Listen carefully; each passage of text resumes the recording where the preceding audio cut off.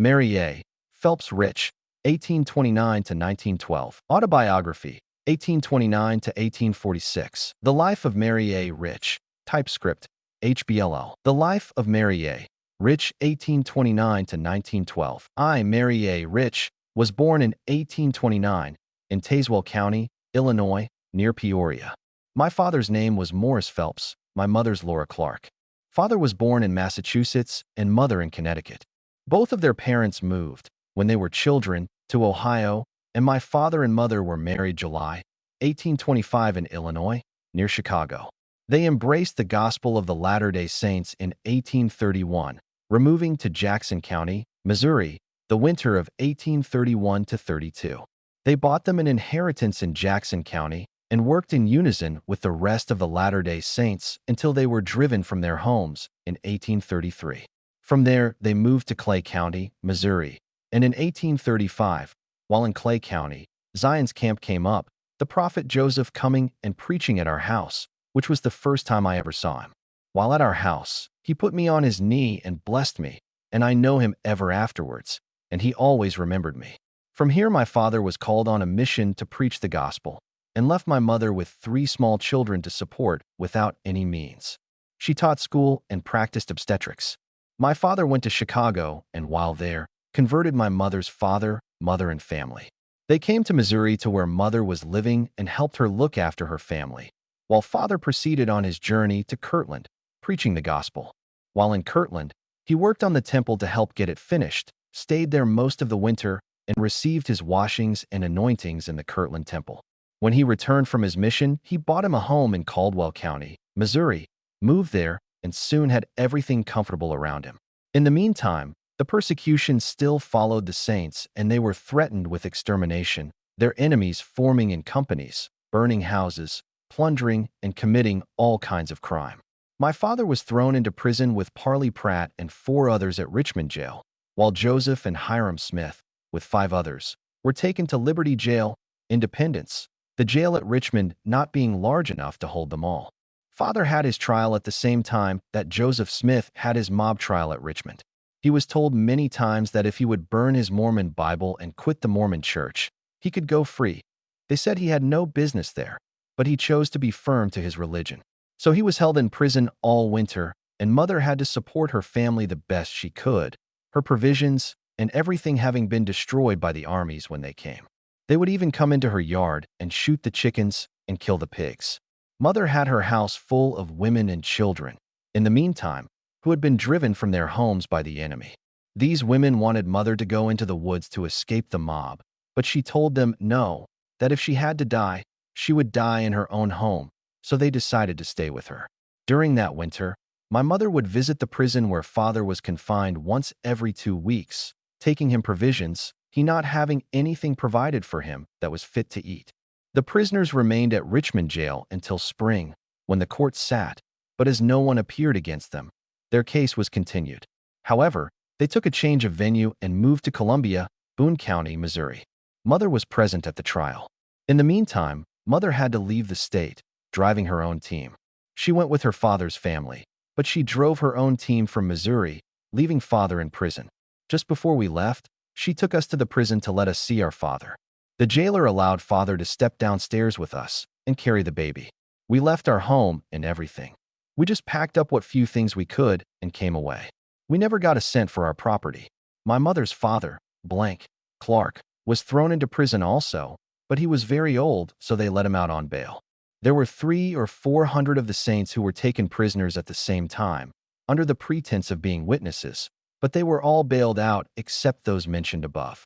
Father said he was present at the time one of the guards was bragging of the crimes he had committed with the Mormons. It tells about this in church history, when Joseph Smith got up and rebuked him and commanded him not to open his head, for if he did, some great calamity would befall him, after which the guard did not say a word. When the prisoners started for Columbia, my father and Parley Pratt were chained together and could lay no way except on their backs. They were bound that way for 3 days before they arrived at their destination. It stormed all the time, but they found their new quarters more comfortable than they were at Richmond, and they had better food to eat.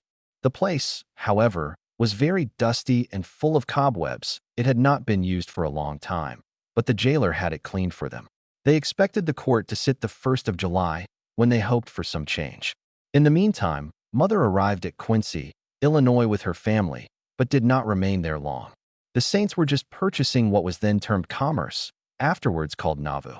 It was just a little town with a few houses in it, situated on the banks of the Mississippi. We continued our journey until we arrived at Commerce, but, after a few days, went on across the river to the Iowa side where my grandfather and his sons had decided to locate, 7 miles west of Montrose, the town where we landed. My mother looked around to find a place for herself and children and found an old house in the middle of a cornfield. The people who had lived in it had built a new home, which they were living in at this time. They told Mother that she was welcome to go into the old house, but they did not think it was fit for anyone to live in as they had stabled horses in it, and it was in a very bad condition. After looking at the place, however, Mother decided that any place was better than to be right out of doors, where the sun was getting so very hot. So we unpacked our things and went to work cleaning the place up.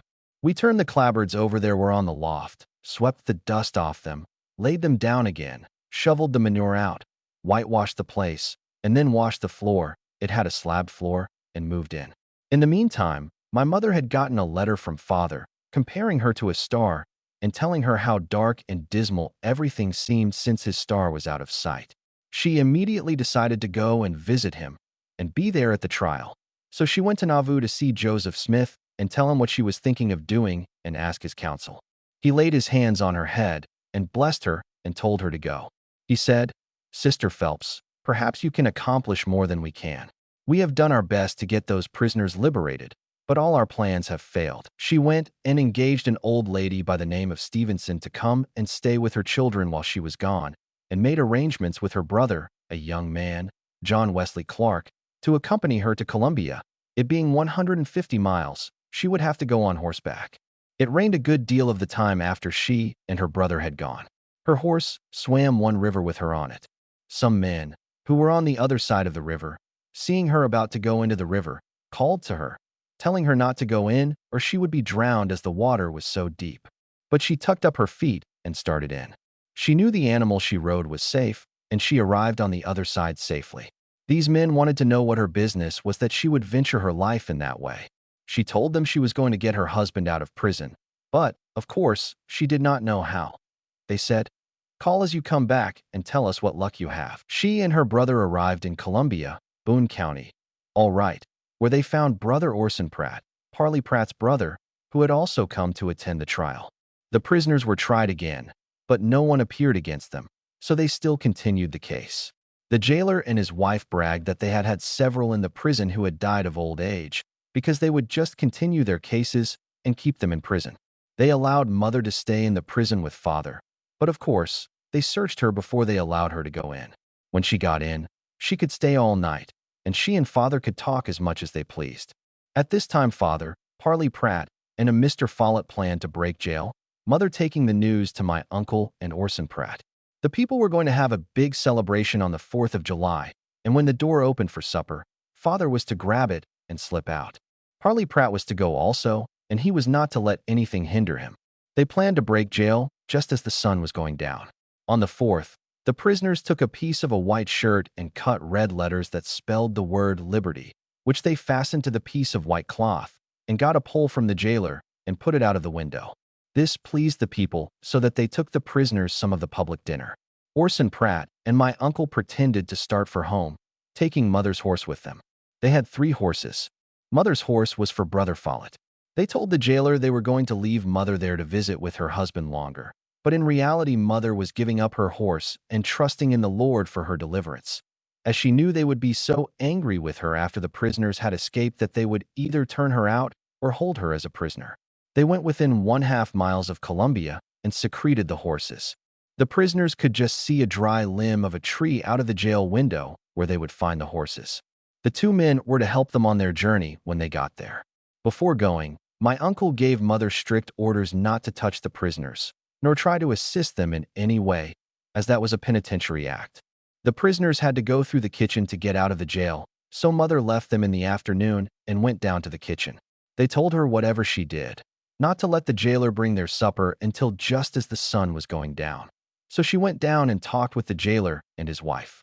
Just as the sun was going down, he said, "Well, I must go up and give the boys their supper." Mother said she sat back on the bed in the kitchen, and pretty soon she could hear steps and a rumbling noise. She heard the jailer call out, and his wife rushed upstairs to where he was. She weighed about 200 pounds. The jailer had Father clinched, but Father jumped down 2 pairs of stairs, 6 steps each, with the jailer's wife hanging onto one of his arms. He would get rid of her when he jumped, but she would clinch him again when she again reached him. She could make better progress than he because the jailer held on to him, and in that condition they got down to the kitchen. Here Parley Pratt and Mr. Follett made their escape and left Father in the hands of the jailer. Mother said she did not feel that Father would be overpowered. She thought she could pray if she could do nothing else.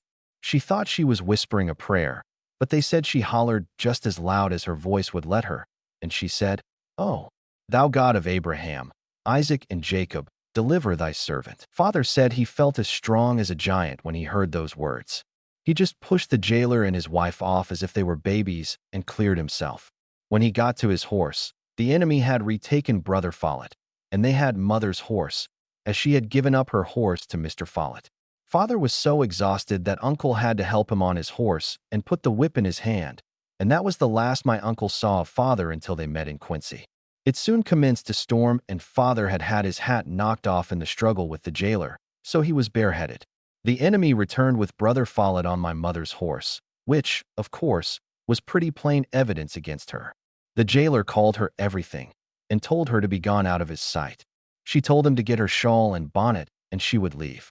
He told her to go upstairs and get them, but she said no, for them to bring them to her, as she knew the windows were open up there, and she thought they might throw her out of one. She had paid her board bill and had everything square before that, so they could not say she owed them anything. A gentleman who had brought in some of the public dinner, seeing the doorway crowded with men and boys, said to the jailer, "How do you expect this lady to get out of this place?" The jailer said he did not care how she got out. He wanted her out of his sight, and if she did not get out of his way before dark, he would soon put her out of the way. This gentleman said he would see her safely out, so he took her by the hand and led her. As they went out, she picked up Father's hat. She sat down in the courthouse yard, and while there, 2 young men came and wanted her to go to a hotel. They said they would pay her fare and for her not to stay there and suffer the abuse of the jailer. But she said she felt that people might think she was not just what she ought to be if she went to the hotel, so she did not go. During this time, there was a little boy who had been there and had seen all that was going on. He ran home to his mother and told her that the prisoners had broken jail and that the young man's wife was down there and the jailer had thrown her out of doors. He said he wished it would get dark so he would get her out of the way. The little boy was crying as though his heart would break. His mother told him to go out and tell his father. The father came in and wanted to know what his boy was worrying about, and when he found what the trouble was, he and his wife and the little boy went down to the courthouse, where Mother was. When they saw Mother, he said to his wife, "Elizabeth, you take this lady by the hand and take her home to our house." If her husband was the greatest murderer in the world, we could not see anyone in our town treated with such cruelty as this. Mother said she thought they were true friends, and so she got up and thanked them and told them she would go with them. As she was going, she saw the enemy throw the side saddle off her horse and put a man's saddle on it to go after the prisoners. The gentleman and his wife, who had thus aided her, were named Richardson. They took her to their home and treated her just as kind as they could treat a mother or daughter. They did everything they could for her comfort. Mr. Richardson and his wife went to the prison with her the next day, and she picked up all the little trinkets that she thought might belong to Father and took them with her.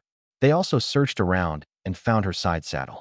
Mr. Richardson was a saddler, so he took it and fixed it up better than it was before and got some men to watch out for her horse so that he could get it for her if they brought it back.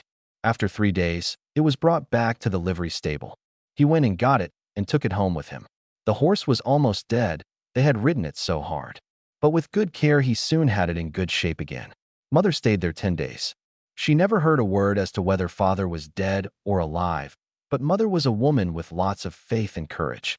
When she had been there 10 days and had not heard a word, she told them she felt as though she could stay no longer. They begged her to stay, as it was not considered safe in the country for a woman to travel alone on account of the Negroes. But Mr. Richardson saw that she got uneasy and restless, so he told her there was one thing he could do. He would see the male boy and find out how far he would go her way, and if it was safe they were willing to let her go. So arrangements were made with the male boy for her to travel with him. They had to travel late at night and start out early in the morning, but she told them she could stand it. She had preached Mormonism to them all the while she was there, and she left a Book of Mormon and a hymn book with them. She had also sung them the songs of Zion, as she was a great hand to sing. They made her promise that if ever there was any great calamity coming upon the state of Missouri, that she would write to them. She left in the afternoon and traveled 30 miles before night. The next morning they got up at daylight and traveled 30 miles more before breakfast. She got her breakfast at the hotel she had stopped at when she was going up to Columbia, at which time she had told them she was going to get her husband out of prison. When she came back, they wanted to know what success she had had.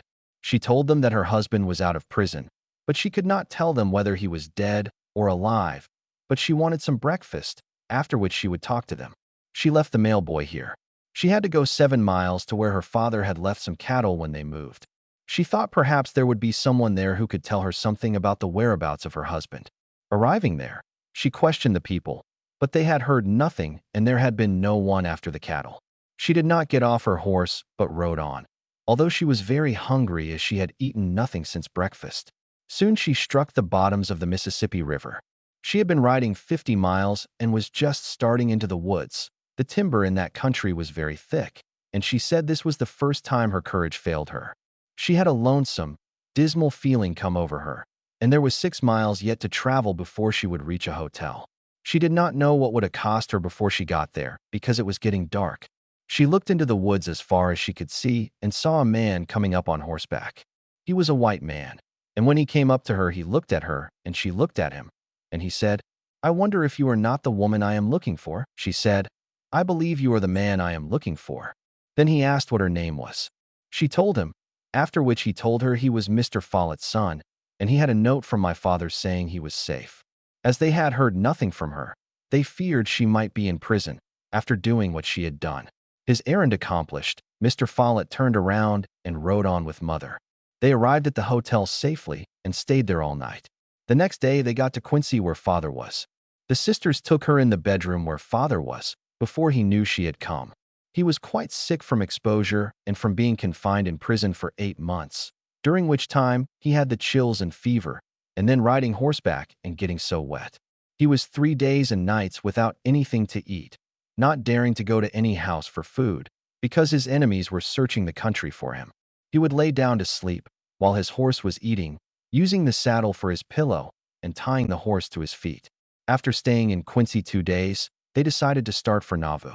They found that Orson Pratt and John Wesley Clark had arrived safely in Quincy, but had walked all the way. After a few days' travel, Father and Mother arrived in Iowa, but when they got there it was not safe for Father to stay on account of the enemy.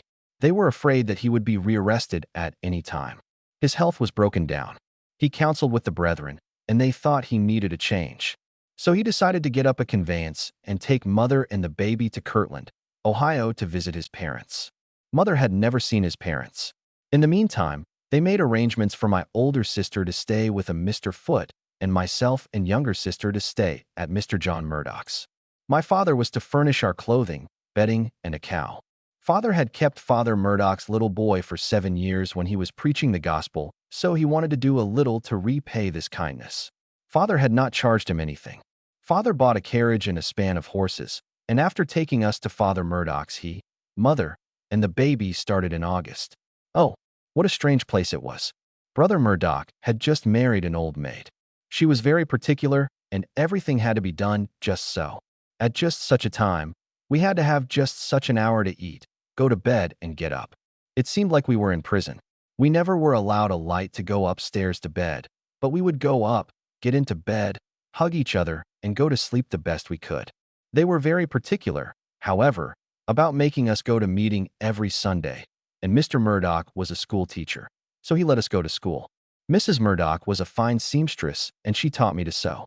I had to knit a half hour every evening after supper was over and the dishes washed. She never manifested the least affection. It was just a matter of duty with her. We were taken very sick with the chills and fever. Both myself and my sister were sick 6 weeks. Well, During that time we had to have better care, but as soon as we got well, we went to work again. It was a regular house of discipline. Mr. Murdoch was a very stern man. Still, they did not abuse us, but we never had the privilege of seeing any of our relatives while we were there. It was 10 months before father and mother returned. Father and mother went to Kirtland, Ohio, and visited with his father's family. He tried to teach them the gospel, but they did not want anything to do with religion. Yet they treated them very kindly. They stayed there most of the winter, but early in the spring they went to Indiana. My mother had a sister living there, and here my mother was confined. She had a baby boy. They called him Jacob. They stayed there a month, and then started on their journey for home, arriving the 1st of July, 1840. They gathered up what they had left here and there, and their children. We were overjoyed at seeing our father and mother again. No tongue could express our feelings at being together again, all alive and well. I was then almost 11 years old. We moved to a town 20 miles from Nauvoo called Macedonia. Here we located, and soon all our friends. Father was a carpenter, and we soon gathered things around us, and were comfortable. We lived there about a year and a half. These were the happiest days of our lives. Then my mother was taken sick and died, leaving her 5 children, 3 girls and 2 boys, the baby 1.5 years old, with my father heartbroken, and her children not knowing how to manage. Father took mother's body to Nauvoo to be buried. She was quite young when she died, not 33 years old, but her nervous system was broken. Joseph Smith said she had lived her life so fast. He and Heber C. Kimball both spoke at her funeral services. He said her salvation was sure, that if she had lived until she was 100 years old, she could not have done any more. It was now that the knowledge which I had gained at Brother Murdoch's was of such a benefit to me. My little baby brother died the next winter, and my father eventually married again, so my home was never home anymore. Still, father was always ready to give his children good counsel and advice at any time, but was so poor that he was not able to help support us. I used to stay with my mother's relatives who lived in Iowa a great deal, and when they and their neighbors had their wool to spin, everybody spun wool in these days. I could always get work.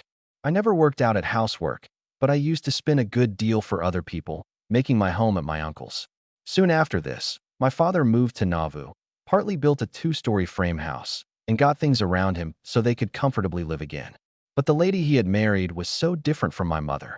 Well, I guess she did the best she could, but she had no management, and my mother was such a fine woman to manage and keep things going along. This made it very hard for father. He would work on his house part of the time.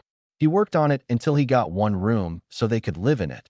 Then he would work on the temple, which took the greatest part of his time. At this time, the persecutions commenced to rage again. The prophet Joseph's life was threatened. He was arrested many times, but there never was anything found against him. Finally, in 1844, he saw that he could not stand it much longer, so he planned to leave and go to the Rocky Mountains. But his family persuaded him not to do so, as they thought it was cowardly to leave his church and family. So he came back and decided to stay and let the consequences be what they would. In the meantime, Governor Ford had ordered his arrest. At this time I was 15 years old. I was almost everywhere there was anything to be seen. I saw the prophet when he was standing on the frame of a building delivering his last speech to the Nauvoo Legion. When he found he had to go to Carthage, he wanted a man by the name of Rosecrans, who was well acquainted with the governor, to go with him.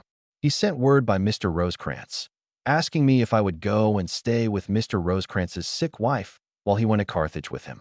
I went to stay with Mrs. Rosecrans, and as they were going, they called at the gate with their company of about 20 men, and Joseph Smith asked me if I would bring them out a drink of water. I took a pitcher and glass and went out and gave them a drink.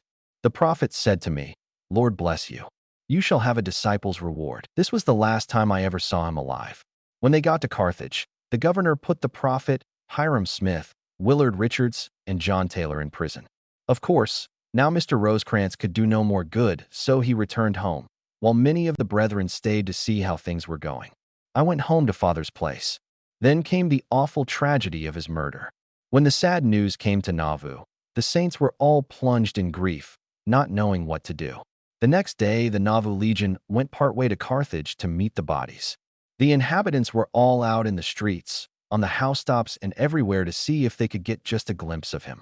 But he was in a new wagon, which had no cover other than green bushes which had been laid over the top of the box. Hence, they could not see him. As they drove around to the mansion, the prophet's home, the people were almost frantic to get one little glimpse of him, but they were driven back by the marshal. The wagon was driven inside of the back gate, and the gate was locked.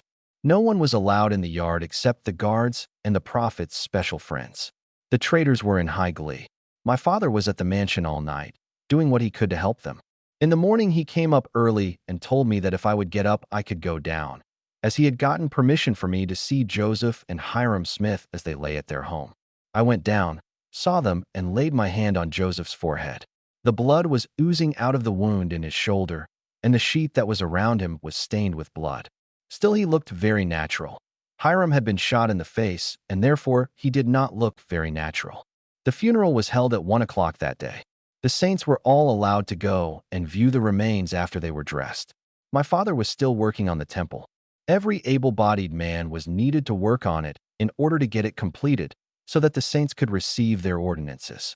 He worked all the next fall and winter, during which time the excitement grew worse. The mob burned houses and drove the saints from other settlements into Nauvoo. In the meantime, Brigham Young was appointed to lead the saints. The enemy issued orders for him to be arrested, so he could not hold public meetings nor be on the streets very much. On January 6, 1845, after considerable deliberation, I embraced the principle of celestial marriage. I was married to Charles C. Rich with the full consent of his first wife, I being his third wife. We lived in the hope of soon moving to the Rocky Mountains, where we could enjoy the rights and liberties of our religion. The temple now being almost completed, our enemies were raging. The saints had to guard the temple night and day to keep it from being destroyed. Early in the fall of 1845, the enemy came and determined to exterminate or drive the Latter-day Saints out of the United States. Seeing there was no other way for them, the saints met with the officers of the enemy and surrendered their arms, and made a promise that they would leave the next spring. They thought during that winter they could have their endowments and do a great deal of work in the temple. As soon as possible, the temple was opened and dedicated to the Lord. They opened it to all the worthy saints and gave their endowments, sealings, and ordinances to just as many as it was possible. This only enraged the enemy more. There were saints working in the temple every day except Saturdays and a greater part of the night, giving endowments until the 1st of February. During the winter, every able-bodied person was making wagons, clothing, and preparing for the journey, as they expected to start by spring for the Rocky Mountains. On the 1st of February, 1846, the temple was closed and everything was taken down. The Spirit of the Lord was greatly manifested during that winter, and we all enjoyed the privilege of having our endowments and sealings. I received all these blessings in the Nauvoo temple in common with my husband and family. On the 12th day of February, 1846, my husband prepared 2 wagons loaded with provisions, ready to start. He decided to have me leave and take the wagons. I had 2 boys to drive them to the Iowa side to my uncle's, E.T. Clark. Then, as quickly as he could get ready, he would bring the rest of his family and effects. He then had no feed for his cattle. We crossed the river at Montrose and went 7 miles to my uncle's and stayed there 1 week. Then my husband and his family arrived. That is, all except one wife whom he left with her baby, but a few days old in Nauvoo with her mother. My father could not come at that time. He had to wait until the next summer on account of means. We went from my uncle's to my husband's father's, Joseph Rich. We stayed there a week until the company was ready to leave Sugar Creek, which was where the main company was camped. Then we started on our journey to the Rocky Mountains in earnest, traveling every day, more or less. It rained and snowed, and we had a terrible spring. Finally, we arrived at Mt. Pisgah, which is located on a fork of the Grand River. Here the whole company stopped for nearly a month. This was in April, and they decided to have some of the saints stay there.